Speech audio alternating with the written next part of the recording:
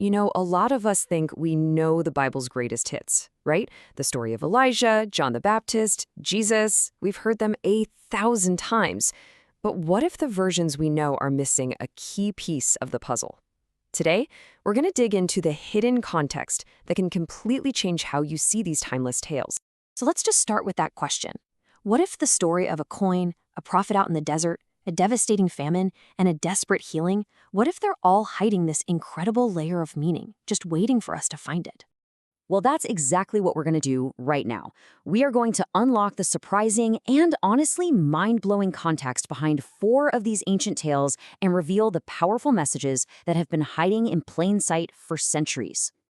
Okay, so our first story kicks off with a trap. Jesus gets cornered by his enemies, and they ask him what seems like a simple question about paying taxes to Rome. But believe me, this was no innocent question. It was a carefully designed plot to bring him down hard. And get this, the masterminds behind this trap were a really unlikely duo. The Pharisees, who were these religious purists that absolutely despised Roman rule, and the Herodians, who were political insiders backing the Roman-approved king. I mean, these two groups were bitter enemies. The fact that they teamed up, well, that just shows you how high the stakes were and how badly they wanted to get rid of Jesus. Their trap was just brilliant. They ask him, is it right to pay the imperial tax to Caesar or not? It was a perfect lose-lose situation. I mean, think about it. If Jesus says yes, the Pharisees would immediately call him a traitor to his own people. But if he says no, the Herodians would have him arrested for treason against Rome. He was boxed in. There was no apparent way out. But Jesus' response, it's just a masterstroke of genius. He asks for a coin, points to the emperor's face on it, and delivers this legendary line, "Give back to Caesar what is Caesar's, and to God what is God's." And just like that, boom, he disarms everyone. But there's an even deeper layer here that most of us miss.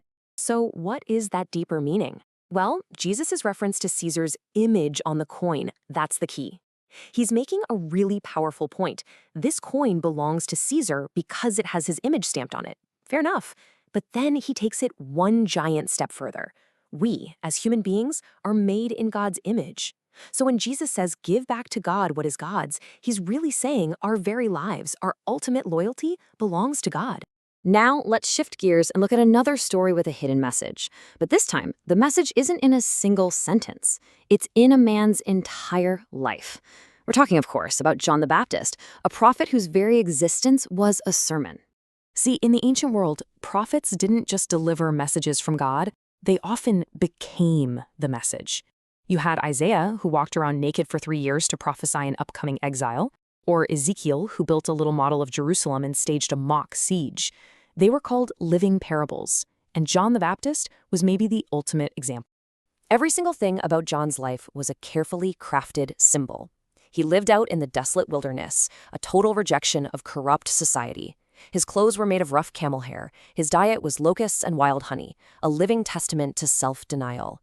Even the act of baptism itself, down in the Jordan River, was this powerful symbol of washing away the old and starting something new.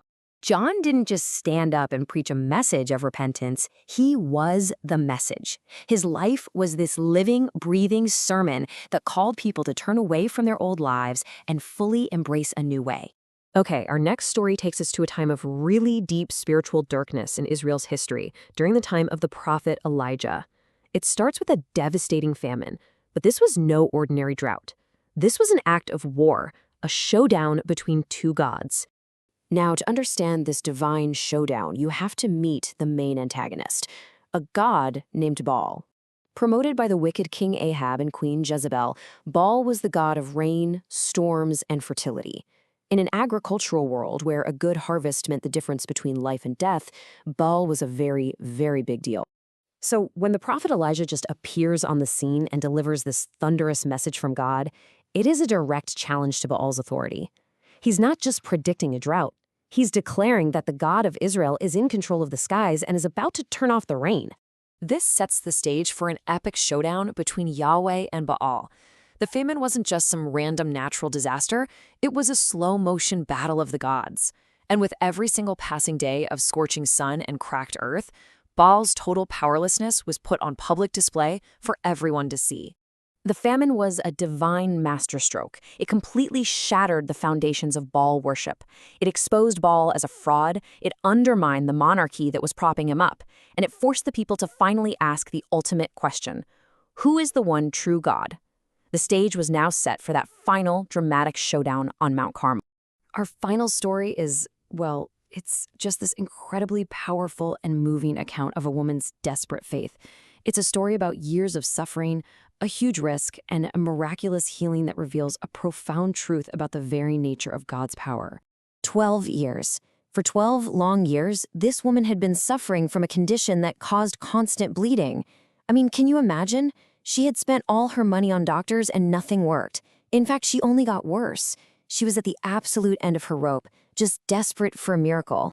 Now, to really feel the weight of her situation, you have to understand the Jewish law at the time. Her condition made her unclean. This meant she was a complete social outcast. She couldn't go to the temple to worship, and anyone she touched would also become unclean. So by pushing through that crowd to get to Jesus, she was risking enormous public shame. So what drove her to take such a huge risk? Why was she so certain she just had to touch the edge of Jesus' cloak? Well, the answer might actually be in a prophecy from the book of Malachi, which talks about the Messiah coming with healing in his wings. You see, the tassels on a Jewish prayer shawl were sometimes called wings, and it's totally possible this woman was acting on this deep, powerful faith in that ancient prophecy. According to the law, her touch should have contaminated Jesus. It should have made him unclean. That was the rule. That was the huge risk she took, a risk that could have brought even more condemnation down on her. But in a stunning reversal of everything they knew, the exact opposite happened. Instead of her impurity defiling Jesus, his purity and his power flowed out of him and into her, healing her, making her whole. It was a miracle that completely turned their understanding of holiness on its head. And in this one incredible moment, this profound truth is revealed. God's power isn't diminished by our brokenness. It redeems it. Just like in all our other stories, when we unlock that hidden context, we find a message that is way more powerful and life-changing than we ever could have imagined. So from a clever trap that became a profound lesson on allegiance to a prophet whose entire life was his sermon, these stories show us that there's always more to discover. It just begs the question, doesn't it? What other hidden truths are waiting to be unearthed in the stories you thought you already knew?